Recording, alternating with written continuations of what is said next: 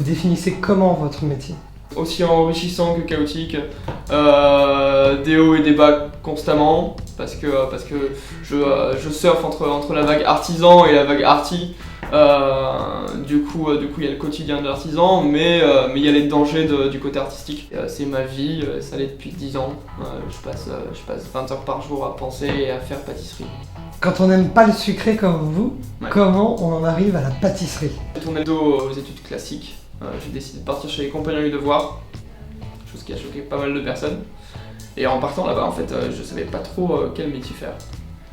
Je fais tard. Et au hasard, je suis tombé sur la pâtisserie, j'avais jamais fait de crêpes de ma vie. J'ai fait un premier stage et à ce moment-là, en fait, il s'est passé un truc hyper bizarre avec mes mains. C'est que tout était hyper logique pour moi. C'était vraiment des maths.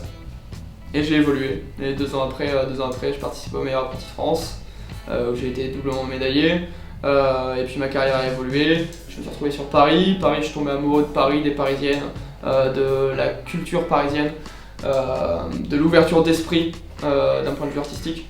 Du coup, je suis resté. En 5 ans, vous avez fait quel type de poste en pâtisserie? Un gros passage chez La Durée, où j'y suis resté 1 an. Un autre passage chez Daloyau.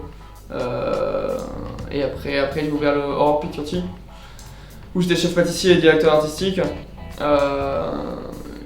sous le format de pop-up store. Donc on est resté 1 an, et après ça j'ai lancé ma carrière de consultant. C'est quoi les nouveaux codes de la pâtisserie? C'est une pâtisserie beaucoup plus simple, beaucoup plus fine, beaucoup plus basée sur la compréhension du produit par le client. C'est-à-dire qu'on a stoppé ce surplus de texture, ce surplus de goût qu'on a eu il y a une dizaine d'années. On partait toujours vers des pâtisseries plus compliquées parce qu'on pensait qu'en faisant plus compliqué, elles allaient être forcément meilleures, plus jolies, plus impressionnantes. Donc voilà, maintenant on va sur des choses beaucoup plus simples, qui sont plus évidentes pour le client à manger sur du take-away ou sur place. La pâtisserie de 2014, c'est peut-être déjà un métier qui arrêtera de regarder Top Chef et d'essayer de briller avec un monoproduit. C'est peut-être une pâtisserie qui sera un peu plus réfléchie, quelque chose de moins basé sur le buzz et la mode, quelque chose avec un peu plus de profondeur d'âme. On a nos chefs qui se prennent pour des street arts et qui mettent les pieds dans la rue en montant des pseudo food trucks où faut savoir que la dénomination food trucks, en fait, c'est un endroit où tu fais à manger dedans, pas où tu viens juste vendre dans la rue. À mon avis, celui qui réussira à réellement attaquer la rue avec des pâtisseries aura la pâtisserie de 2015. Il n'y a pas d'exemple qui vous vienne à l'esprit? Il n'y a pas vraiment d'exemple, ça sera juste très loin du cupcake. Selon vous, quel est le comble du pâtissier? Quel est le comble du pâtissier? Bah, très certainement de ne pas manger de pâtisserie. Alors c'est magique. C'est bizarre, hein. Là je m'y attendais pas.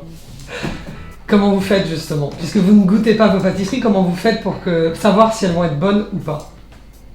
Comment je fais Alors, et d'une, j'ai un odorat en fait que j'ai travaillé depuis 10 ans du coup pour contrer ce manque de goût. Donc je sens tout le temps.